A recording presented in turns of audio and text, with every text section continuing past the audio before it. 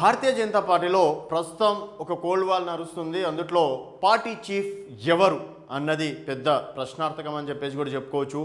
ఎందుకంటే ఇప్పుడున్న పరిస్థితిలో భారతీయ జనతా పార్టీ తెలంగాణ రాష్ట్ర అధ్యక్షుడిగా రావాలంటే డెఫినెట్గా కొన్ని క్వాలిటీస్ అయితే ఉండాలి. మొన్న అసెంబ్లీ ఎన్నికల్లో 8 స్థానాలు, పార్లమెంట్ దాదాపుగా 8 స్థానాలు గెలవడం అనేది జరిగింది. అలాగే బీజేపీ నెక్స్ట్ టార్గెట్ కూడా 88 స్థానాలు పెట్టుకుంది. మరి 88 స్థానాలు రీచ్ కావాలంటే కూడా దానికి తగ్గటువంటి నాయకుడు కావాలి. అండ్ గతంలో చూసుకున్నట్టయితే దత్తాత్రేయ గారి తర్వాత కిషన్ రెడ్డి గారి తర్వాత బండి సంజయ్. ఎప్పుడైతే బండి సంజయ్కి పగ్గాలు అప్పగించారో డెఫినెట్గా పార్టీ గ్రామ స్థాయిలో కూడా నిలబెట్టిన ఘనత బండి సంజయ్కి దక్కిందని చెప్పేసి కూడా చెప్పుకోవచ్చు.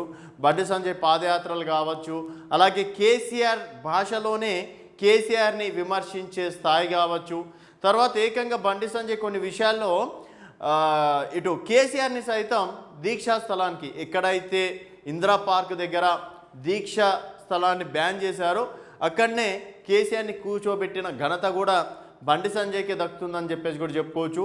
ఈవెన్ బండి సంజయ్ రాష్ట్ర అధ్యక్షుడిగా కంటిన్యూ అయిన ఉంటే డెఫినెట్గా పార్టీకి మరికొన్ని స్థానాలు కూడా పెరిగేవి అని కూడా ఒక టాక్. చివరి నిమిషంలో బండి సంజయ్ని తప్పించినందుకే భారతీయ జనతా పార్టీ కేవలం 8 స్థానాలే వచ్చినాయని చెప్పేసి కూడా ఎలక్షన్స్ అయిపోయిన తర్వాత చాలామంది మాట్లాడుకున్న మాట. ఈవెన్ రాజకీయ విశ్లేషకులు కూడా అదే మాట మాట్లాడుకున్నారు. తర్వాత ఇప్పుడు బండి సంజయ్ తర్వాత మళ్ళీ కిషన్ రెడ్డి, ఇప్పుడు మళ్ళీ ఎవరికి ఇస్తే బాగుంటుంది? రేస్లో మాత్రం 4 ఉన్నారు.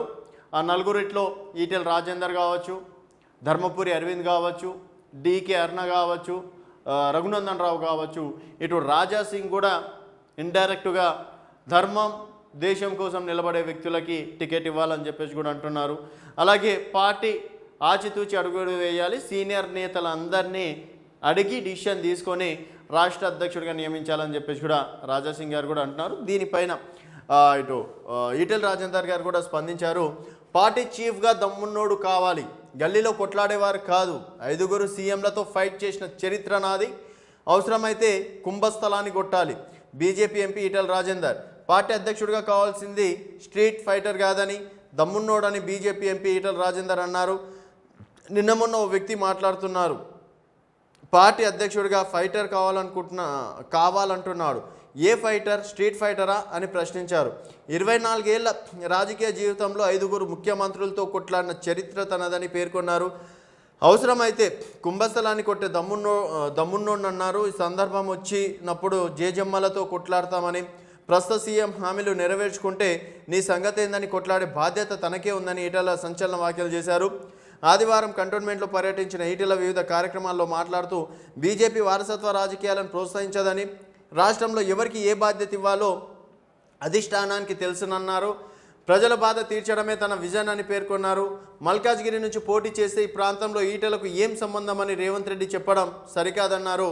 మల్కాజ్గిరిలో మెజార్టీ ప్రజలు బతుకుదెరువు కోసమే వచ్చిన వారని గుర్తుకు చేశారు.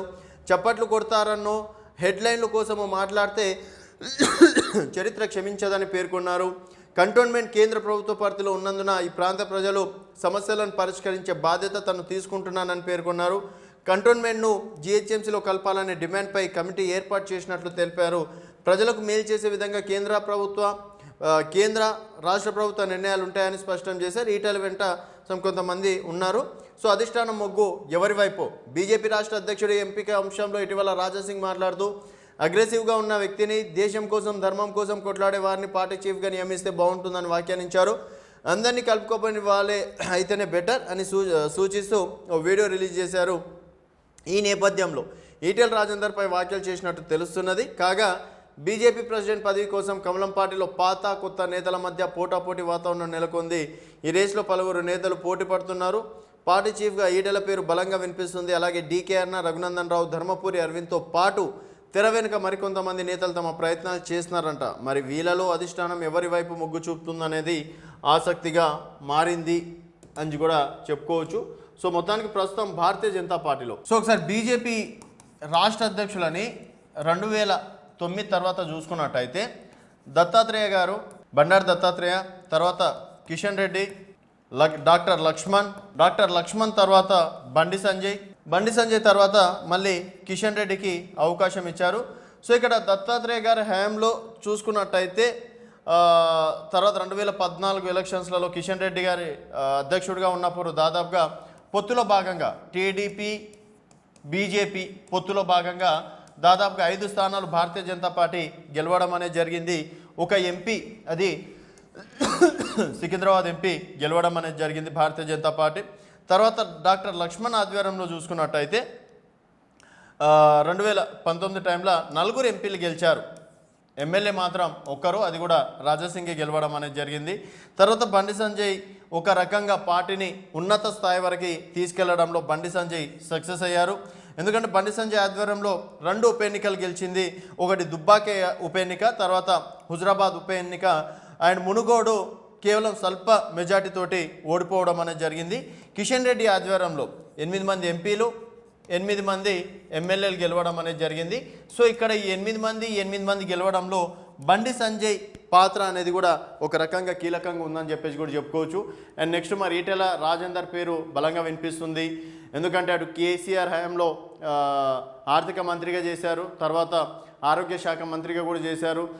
వైఎస్ రాజశేఖర్ రెడ్డి హయాంలో కూడా తెలంగాణ కోసం కొట్లాడడంలో ఇటు ఈటెల రాజేందర్ కూడా సక్సెస్ అయ్యారు. మరి ఇప్పుడు అధిష్టానం ఎవరి మాట వింటుంది, ఎవరికి అధ్యక్ష బాధ్యతలు అప్పగిస్తుంది? సో ఇప్పుడున్న పరిస్థితిలో బీజేపీ అధ్యక్షుడిగా ఎవరుంటే బాగుంటుంది అనేది మీ అభిప్రాయాల కింద కామెంట్ రూపంలో తెలియజేయండి. చూస్తూనే ఉండండి వైబ్రెంట్ టీవీ.